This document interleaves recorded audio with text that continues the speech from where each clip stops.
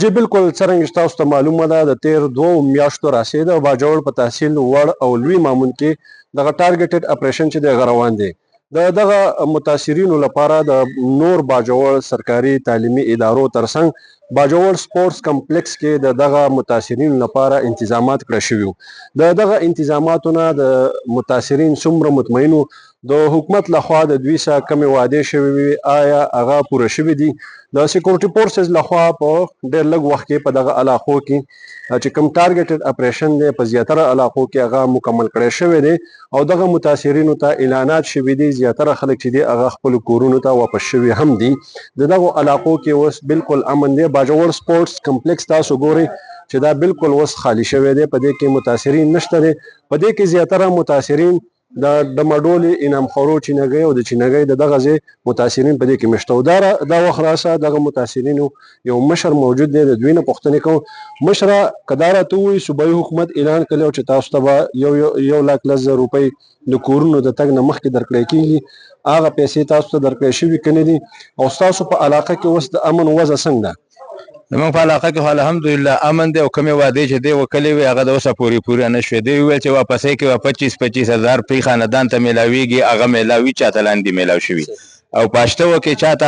15,000 میلاو شوي 50,000 اندې میلاو شوي که 50,000 میلاو شوي 15,000 ورته اندې میلاو شوي نو موږ د حکومت نه مطالبه کوو چې کومې وعدې دې کړې وې هغه پوره کړه د متاثرینو سره واړه خراب شو بیماران شو په دې خیمو کې د اوسه پورې زما په خپله 3 ماشومان بیمار دي پراته دي دا 5مه شپږمه ورځ ده چې من کلي ته تللی شو ولته ورته علاجونه شروع دي خو بیا هم هغه سهولیات نشته کوم چې په هسپتالونو او په دغه کې ستاسو کومه علاقه ده ورته اوس امن څنګه دی زمونږ ډمډول علاقه ده الحمدلله بالکل امن دی هېڅ هم نشته دا 3مه 4مه شپه ده زمونږ چې الحمدلله ښه پر سکون ماحول دی نه د ورځې څه ګړز ګړوزي نه د شپې امن دی زوره دلته حکومت دا اعلان کړی چې دغه پیسې به 1,10,000 روپۍ پی خاندان ورکوو هغه تر اوسه پورې چاته میلاو شوي که نه دي زمونږ خو والده صاحبه د هغې ته لا د اوسه پورې 1 روپۍ نه ده میلاو شوې نورې زمونږ خپل ذاتي چې کوم کارډونه لکه 50,000 میلاو شوي نوره د اوسه پورې 1 روپۍ چاته نه ده میلاو شوې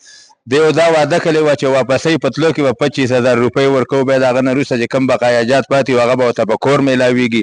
نه دا واپسۍ څه دغه وشلو که چا یو تنظیم والا یا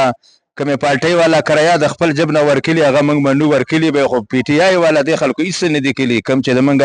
ایم پي اګان او سابقه امیانګان تیر شوي دي هغو زمونږ سره چې کوم زیاتی او ظلم کړی دا هر چا ته غونډ مامون ته غونډه مډولې غونې چینګۍ ته لوی مامون ته ټولو ته پته دی زمونږ سره ټول زیاتی دقه خلکو وکړو دقه زمونږ خپې والې او دا راشي مشرانو ته وایي چې زمونږ به څه کېږي دا ورته نشي ویلی چې زما د عوام به څه کېږي لکه څنګه زمونږ به څه کېږي لکه زمونږ به څه کېږي چې موږ له به څه راکوئ خو نه زمونږ په سر باندې زمونږ جامې هم نه نورې وکاږي اعدام خرڅې کړي او لکه موږ ته څه راکړي د ځان غم ورسه دی د عوام غم ورسه نشته چې عوام په دې کې پراته و لګیا و لکه په کار دا دی نه سابقه مینی راغلی دی کو ایم پی ای راغلی دی او ډاکټر حمید صفی ورته عوام نو کو راغلی د خپل مفادو دپاره راغلی زمونږ د عوام دپاره نه دی راغلی چې موږ ته ویلي چې یاره تاسو له دا وکم دا وکم دا وکم د چا تپوس یې نه دی کړی خو راته به دغه مشرانو خواته به ننوتو خو د هغه سره به هر څه ډسکس کاوه دغه اوس موږ ته پته نشته دی خو دې عوام پوښتنه یې نه ده کړې لکه کوم چا چې ووټ ورکړی دی کوم چا دی وله منډې تر لیکلي دي ما په خپله باندې ګلظفر له دومره دغه کلی تقریبا 20 کاله ما هغه له کمپین چلولی تپوس له هم نه دی راغلی چې څه دي کلي ښه به ورته پته دا ویډیو به وګوري ویې ویي بالکل د صوبایي حکومت لخوا او د موجوده ممبران صوبایي اسمبلی لخوا چې د دې خلکو څخه کومې وعدې شوې هغه تر اوسه پورې نه دي پوره شوي ولې د سکیورټي فورسز لخوا چې کومې وعدې شوې چې ډېر لږ وخت کې به دغه علاقو کې دغه ټارګټډ اپریشن مکمل کړلی شي او دا خلک به په باعزته توګه باندې واپس خپلو کلو ته لاړ شي هغوی خپله واده سرته رسولې خو د حکومت لخوا د دې خلکو کومه دادرسي نه ده شوې بقول د دې مشرانو تاسو واورېدل چې دغه ممبرانو تش د خپل ځان د خپل جبونو غم کړی دی د متاثرینو په حال باندې چا هم رحم نه دی کړی